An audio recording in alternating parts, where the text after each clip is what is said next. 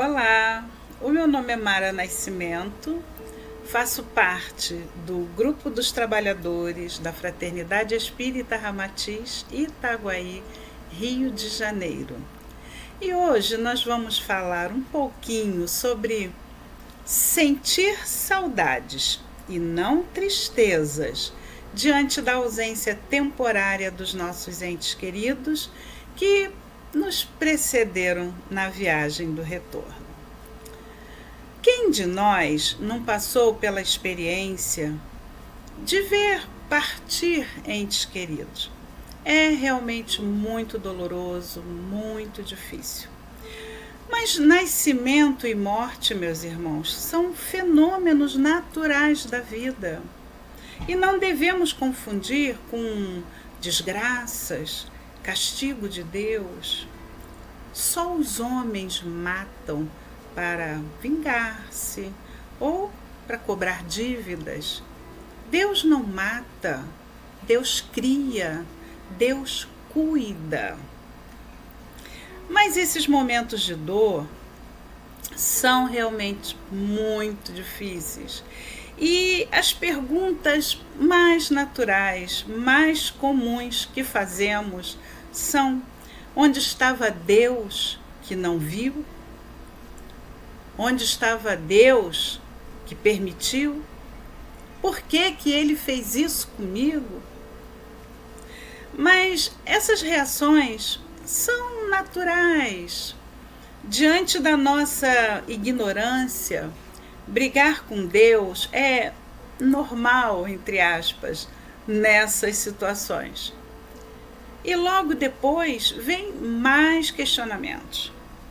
Se existe outro lugar, se tudo não acabou, onde está o meu ente querido? Será que ele está sozinho? Estava na hora dele morrer? E aos poucos sentimos necessidade de buscar respostas, conforto, consolo. A doutrina espírita, meus irmãos, nos dá essas respostas, nos falando sobre a vida, sobre a morte, e tirando de nós antigos conceitos que nos trazem o medo. E esse medo prega que a vida termina quando enterramos o coração amado. Mas o Espiritismo nos ensina também que somos espíritos imortais, buscando ir ao Pai. Mas para isso nós vamos ter que evoluir e vamos ter que passar por inúmeras experiências para nos capacitar. Aí somos encaminhados a um planeta adequado, uma das muitas moradas da casa do Pai, para vivermos essas experiências. Aqui recebemos um corpo que é o instrumento para que o nosso espírito possa se manifestar, mas com uma programação feita ainda no mundo espiritual. E há de chegar o momento em que aquele ciclo para aquele aprendizado vai terminar. Pode ser por velhice, por exaustão do corpo, por acidente, doenças, na tenra idade, na juventude. Então, se o retorno de alguém que amamos se dá antes do prazo que nós gostaríamos, do prazo que achamos ser o certo, temos que tentar substituir a dor ou qualquer sinal de revolta pelo entendimento. Entendimento de que não podemos mudar isto. Ficar sofrendo, se entregar ao desespero, querer morrer também, não vai fazer o ente querido levantar do túmulo. E o que nós chamamos morte é apenas uma força transformadora de mais vida, porque ninguém morre. Somente se deixa de ver a forma, mas a essência permanece viva, mais viva do que se pensa. O Espírito Emmanuel disse que essa dor a da separação pela morte, é a mais pungente dor do planeta. Mas os que sofrem mais são os mais ignorantes acerca da espiritualidade, são aqueles que acreditam que morreu, acabou. A vida é uma só. Ora nós estamos de um lado, ora do outro. Quando reencarnamos, meus irmãos, para renascermos aqui, acontece ao contrário. Morremos, entre aspas, lá, para a vida no plano espiritual e nascemos aqui no plano físico. E assim como acontece aqui, quando choramos pelos que morreram, pelos que retornaram, lá também choramos quando nos despedimos dos nossos queridos que estão vindo para cá, para mais uma jornada. Mas choramos sabendo que é uma despedida temporária, porque eles em breve voltarão para casa. O nosso tempo é contado de forma diferente. No O Livro dos Espíritos encontramos que os espíritos vivem fora do tempo como o compreendemos. A duração para eles deixa, por assim dizer, de existir. Os séculos, para nós, longos demais, não passam aos olhos deles de instantes que se movem na eternidade. E esses que ficam lá, nossos parentes, amigos, ficam orando por nós, embora saudosos, mas não nos atrapalham a caminhada. Então, devemos buscar o entendimento e o equilíbrio para ajudar os nossos entes queridos que foram na nossa frente de volta para casa, para que eles possam caminhar. Não devemos atrapalhá-los. Mas se nos entregamos ao desespero, com descrença do imenso amor de nosso Deus, aumentamos o nosso sofrimento e, o pior, causamos no ser querido uma dor inigualável. Nossos queridos, meus irmãos, nos ouvem, nos sentem. Podemos citar como exemplo, um filho ganha uma bolsa de estudos e vai para o exterior. E o levamos ao aeroporto. E quando ele entra no avião, acenando na janela, vê a mãe gritando, desesperada, desmaiando, precisando ser socorrida. Com que cabeça o filho vai prosseguir essa viagem, sabendo que o outro ficou aqui em total desespero? É assim que agimos. Damos vazão ao nosso desespero sem pensar no outro, sem pensar em como ele ficará diante do nosso total desequilíbrio. Quando amamos, libertamos. Se amo, quero que o outro seja feliz, mesmo longe de mim, por um tempo. Tudo que é exagerado causa sofrimento. Aí alguém vai dizer, mas quando o filho viaja, sabemos que ele está vivo e podemos ligar para ele. Sabemos que ele está longe, mas está ali em tal lugar. Mas sabemos também onde está o nosso ente querido.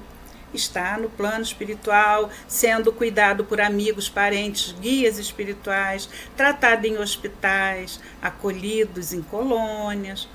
Cuidado por Deus, que não abandona seus filhos. Os nossos familiares, os nossos amores, os nossos amigos, que chamamos de mortos, vivem. Não perdemos ninguém. Apenas foram na nossa frente, porque estava na programação deles irem antes de nós. Mas eu não posso mais vê-lo. Mas com meu coração em paz, posso senti-lo e dar a ele motivos para ser feliz. Só que fazemos exatamente o contrário, amargando o sofrimento. Quantas mães mantêm intacto os quartos que foram dos seus filhos, com enfeites, roupas, calçados, travesseiros, brinquedos? Que tipo de amor é esse que prende, amarra, que sofre e faz sofrer?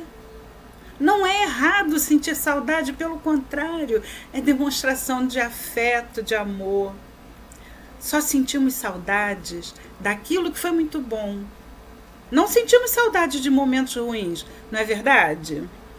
Saudades, meus irmãos, são lembranças de momentos que nos deixaram felizes e que foram marcantes, trazendo a ideia de leveza e uma suave energia. Mesmo que traga nostalgia, esta vem de coisas que lembram momentos bons, são lembranças que confortam e até nos fazem sorrir. Não é verdade? Lembramos de situações engraçadas, com carinho. O grande problema é que sofremos com a saudade a ponto de nos prendermos no passado, sem que olhemos para frente, para o presente. Isso acontece porque vivemos momentos felizes e não queremos deixá-los para trás. E já sabemos que não vamos recuperá-los, nem trazer de volta pessoas que já não estão mais presentes fisicamente em nossas vidas. Aí, nesse estágio, saímos do campo da saudade, que são boas lembranças, que confortam, e entramos no território da tristeza, onde o sentir falta é associado à dor, sofrimento. Claro que podemos e devemos sentir falta daquilo que nos fez bem, mas não é saudável transformar essa falta numa prisão emocional e viver em busca de repetições de momentos passados. Não é justo matarmos com nossos pensamentos de desespero pessoas que, após a morte, vivem e sentem também saudades. A saudade é sentida dos dois lados. Eles também sentem a nossa falta. Precisam caminhar lá e nós precisamos continuar aqui. No livro Ressurreição e Vida, pelo Espírito Tolstói, psicografia de Ivone Pereira, tem a narrativa de uma mãe que tinha uma única filha, 3 aninhos. De repente a criança morre e a mãe não se conforma. E chorava desesperadamente, blasfemava dia e noite contra Deus. Uma noite teve um sonho. Ela foi levada a uma festa com muitas crianças que dançavam, brincavam. Todas tinham asas reluzentes, as asas brilhavam. E aí ela, achando aquilo tudo muito lindo, aí ela observa que num cantinho tinha uma menina muito triste, toda chorosa, com as asas molhadas, sem brilho. E ela identifica, era sua filhinha. E ela a chama para juntar-se às outras, né, para se divertir também. Mas a criança diz que mesmo se quisesse, não poderia. E a mãe diz, mas você é um anjo, você tem asas, você deve brilhar, voar com alegria. E a criança diz que não podia porque ela estava com a asa molhada, elas estavam coladas no seu corpo.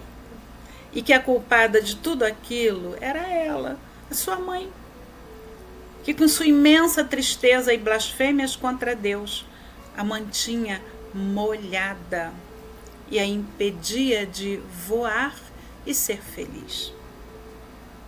E ela entendeu que estava prejudicando a filha em não acatar a vontade divina e prometeu que se modificaria porque queria vê-la livre e feliz. Descobriu que quem ama, cuida. Quando ela acordou, nossa, experimentou uma imensa felicidade, com a certeza de que tinha visto e falado com a filha. Aí saiu de casa às pressas e correu para contar para uma vizinha que havia perdido um filho recentemente e que estava destruída em suas dores. Com o pretexto de tanto amor, não devemos causar dor naqueles que partiram. Podemos ter notícia deles? Saber se estão bem? Sim, é possível encontrar pessoas que desencarnaram quando saímos do corpo durante a noite, quando dormimos, e lembrar desse encontro ao acordarmos.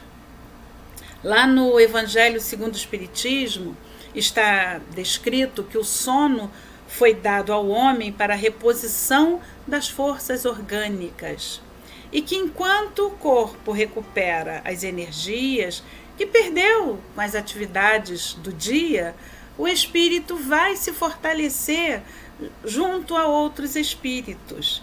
E como que isso acontece? No momento do sono, o nosso espírito se desprende temporariamente do corpo e vai encontrar o ente querido. Aí, nesses momentos, nós estamos de espírito para espírito. O corpo está dormindo. Nos encontramos no sonho. Muitos sonhos com parentes e amigos que morreram são lembranças reais do encontro com eles no mundo espiritual durante a noite. Os encontramos com uma aparência saudável, num lugar bonito, sorridente, nos dizem que estão bem, trabalhando, ajudando, nos aconselham, nos encorajam. E despertamos com uma sensação gostosa de que algo bom aconteceu. Apesar de a gente só lembrar de pedacinhos, a sensação de bem-estar é intensa, se faz presente em nós. Isso nos dá um grande consolo e ajuda a amenizar a falta, a saudade. O resto, meus irmãos, vem com o tempo. O tempo é o nosso maior aliado. Outra situação que achamos importante abordar são as visitas aos cemitérios. Vamos aproveitar, vamos falar um pouquinho sobre o Dia de Finados, né? A doutrina espírita não condena, não faz críticas às pessoas que por questões de fé, por criação, hábitos, vão aos cemitérios para homenagear seus mortos. Mas nos mostra que essas expressões de carinho não precisam ser realizadas lá no cemitério. E nem é necessário haver um dia especial para essas lembranças. Algumas pessoas fazem do cemitério uma sala de visitas, levam cadeiras de praia, ou sentam-se até nos túmulos e ficam lá conversando com seus mortos. Esse modo de agir só mostra a nossa tendência em confundir o ente querido com o seu corpo. Nós não somos o corpo. Estamos em um. Somos espíritos, eu e vocês, somos imortais, não morremos. Morre o corpo, que servia de instrumento para passarmos aqui o tempo que nós combinamos lá na espiritualidade. Quando pelo menos a gente admite que a vida continua, sofremos menos, porque entendemos que o nosso amado partiu, viajou. Nós também partiremos. Não somos daqui, estamos de passagem. Quando acreditamos que ele partiu, fica apenas o imposto da saudade. Abençoada saudade, nós já falamos dela, não é? Só que agir assim não significa que nós vamos esquecer a pessoa. O amor que sentimos, o carinho, as lembranças e a ausência vão continuar. Mas a dor não vai ocupar lugar de destaque na nossa vida. E vamos dar prosseguimento a ela. Se ficamos, é porque ainda temos o que fazer. Mas será que para aqueles que já morreram, esse dia 2 de novembro, tem alguma coisa assim de muito especial, de importante? E os nossos mortos se preparam para vir ao cemitério? Precisamos entender que a nossa comunicação com eles é realizada através do pensamento. Então, se existe entre eles e nós um sentimento verdadeiro, eles percebem nossos sentimentos, pensamentos, recebem as nossas preces. Isso independe de ser dia de finados ou não. Esse é o aspecto consolador da doutrina espírita. É a certeza de que os nossos queridos desencarnados, nossos pais, filhos, parentes e amigos, continuam vivos e continuam em ligação conosco através do pensamento. Então, os espíritos vão ao cemitério, sim, mas vão para atender os chamados do pensamento daqueles que vão lá visitar seus túmulos, e não por causa da data. Para eles, dia de finados é como um outro dia qualquer. Mas essa tradicional visita ao cemitério não significa que estamos levando alegrias para eles.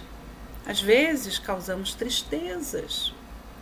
Agora, eles estão sem o corpo e percebem nossos reais sentimentos, intenções. Muitos de nós, vamos lá, pelo compromisso religioso. É compromisso da igreja, eu vou. Outros vão pelo compromisso social. Eu tenho que mandar limpar lá a sepultura, né? Tem que pagar almoço. Outros fazem cobranças, acusações. Quando você era vivo, você fez isso, aquilo, e agora está aí. Se você tivesse feito diferente, não teria me causado tanto sofrimento. Meus irmãos, ele não pode se defender, apesar de estar ali. Os mortos são apenas invisíveis, mas não ausentes. E aí a pessoa vai até o cemitério para lembrar, para orar para o ente querido, e ao invés disso, o que ela faz? Desfia o rosário. Desfiar rosário não é orar, não. É fazer uma lista de reclamações e ficar ali, queixando-se. Claro que tem também aqueles que vão lá porque é a única maneira de mostrar que lembrou de alguém, é um jeito de manifestar sua saudade, o respeito, o carinho. É também um ato salutar, quando feito de coração.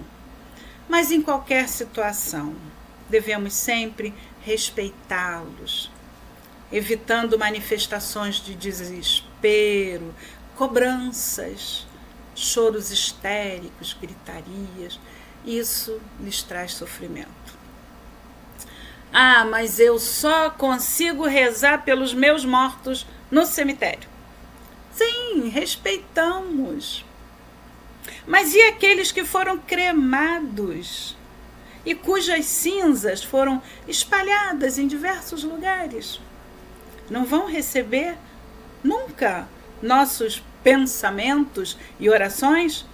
Eles não estão nos cemitérios. E aqueles que morreram afogados e que não foram encontrados porque a maré os levou para outros mares? A grande maioria dos nossos queridos não está lá nos cemitérios.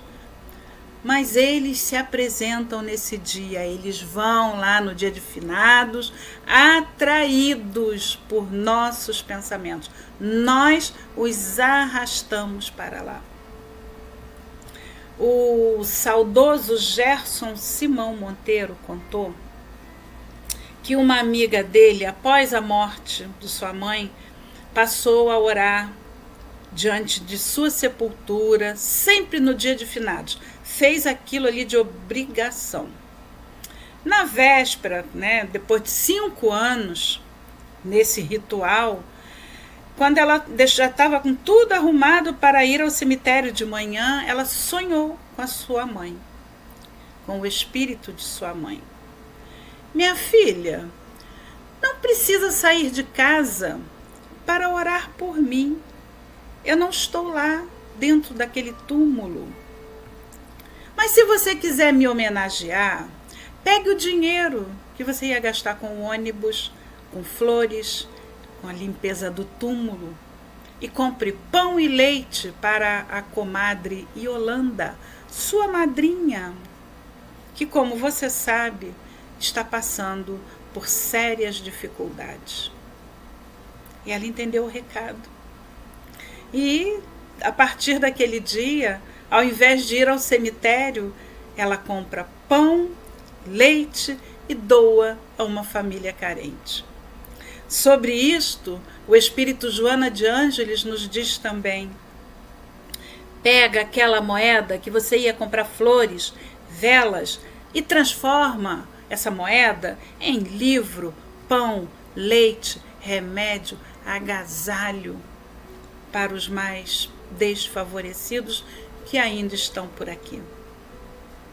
Aí alguns dizem, os espíritas são tão insensíveis. Somos não estamos passando em cima da dor de ninguém. Nós, espíritas, apesar de não temermos a morte, também sofremos com a partida daqueles que amamos. Choramos, ficamos tristes e sentimos suas ausências. E todos temos o direito de chorar e lamentar a partida desse alguém. É lícito, é humano. Mas temos a consciência de que os nossos amores não estão encerrados nos caixões. Essa é a diferença. Lembram-se da passagem evangélica em que Maria de Magdala vai visitar o túmulo de Jesus? Na manhã do 3º dia, ela vai ao sepulcro, ela leva perfumes, flores, e ela não encontra o corpo do mestre. E ela, entristecida, está saindo para chamar alguém quando ela ouve o seu nome: Maria. Maria, sou eu. Jesus se mostrou fora da sepultura e nos mostrou ali que a vida é uma só e que a diferença está em ora estarmos num corpo e em outra situação fora dele, mas sempre vivos. E assim ele deixou claro também que não devemos procurar os nossos mortos nas sepulturas, nas tumbas frias, porque a morte do corpo físico não consegue destruir a vida. Jesus se mostrou vivo. Mas como podemos ajudar os que partiram antes de nós? Orando e envolvendo o ser querido em vibrações de carinho, evocando as lembranças felizes, nunca as infelizes. Tem pessoas que têm o hábito de ficar repetindo para todos que chegam a forma como o pobre familiar morreu. Dá detalhes. O trem o cortou em tantos pedaços. O carro passou em cima da sua cabeça. Isso é tenebroso. E fazemos com que o nosso morto relembre aqueles instantes de agonia do seu trágico fim na carne. Eles são sensíveis às nossas lembranças, às nossas lamentações e também à inconformação daqueles que ficaram aqui.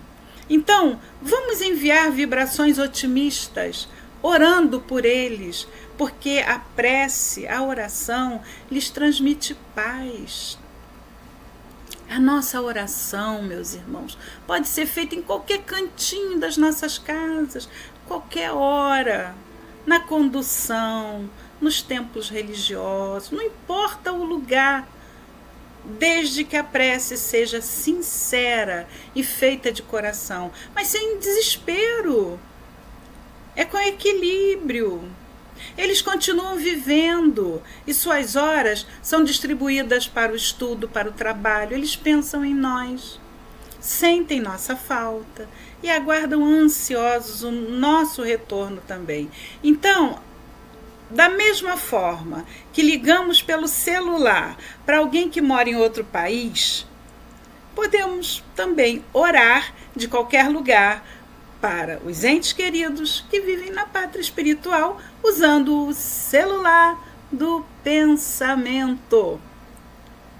Quando oramos, a força do nosso pensamento emite um fio luminoso, impulsionado pelo sentimento de amor, que vai ao encontro daquele para o qual rogamos as bênçãos de Deus.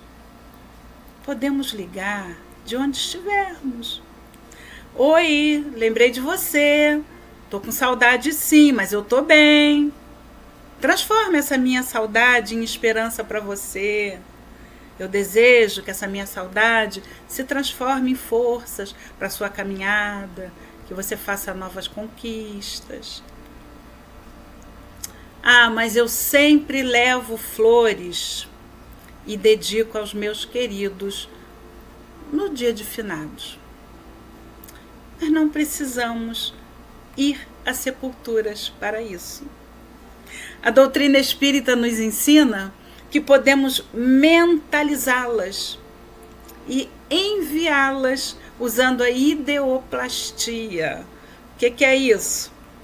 Pelo pensamento, podemos criar formas de pensamento, criações mentais, que podem ser projetadas e captadas pelos que já morreram. Isso está lá no livro Pensamento e Vida, por Emmanuel. Então, eu monto na minha mente um lindo arranjo de flores e encaminho para aquele que eu amo. Eu posso até colocar um cartãozinho. A nossa mente é poderosa. Escreve lá no cartãozinho, assim, na sua mente: minha querida, meu querido, eu lembrei de você. E com certeza ele ou ela receberá com a força do nosso pensamento e sentimento. Mas se o nosso coração carrega ainda o desejo de ir lá visitar os nossos amores no cemitério, para fazermos orações, levar flores, vamos lá.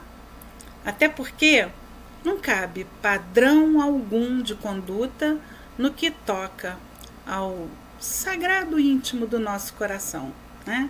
Cada um sabe o que carrega. Mas se ainda temos necessidade de homenagear os nossos mortos da forma tradicional, não tem problema não, vamos fazê-lo. Mas que carreguemos o coração puro, tranquilo e ofertemos uma prece sincera. Busquemos o conhecimento, meus irmãos, sobre a nossa verdadeira essência, sobre o espírito imortal. E aí vamos perceber que quando enterramos um ente querido, realmente estamos nos despedindo dele. É despedida mesmo, porque quando o reencontrarmos, ele não será mais aquele acabado pela doença, emagrecido, dilacerado pelo acidente, envelhecido. Não é à toa que se fala que fulano foi desta para melhor. Porque a doença, a dor, o sofrimento estão aqui, no corpo que perece. Não os veremos mais com aquela aparência de que nos despedimos. Vamos reencontrar nossos amados sorridentes, bonitos, curados, gordinhos, rejuvenescidos. com esse pensamento, meus irmãos, vamos mudar nossas atitudes com relação à morte. E a partir daí, saudades, sim, muitas saudades, mas tristezas, jamais. Que Jesus nos abençoe.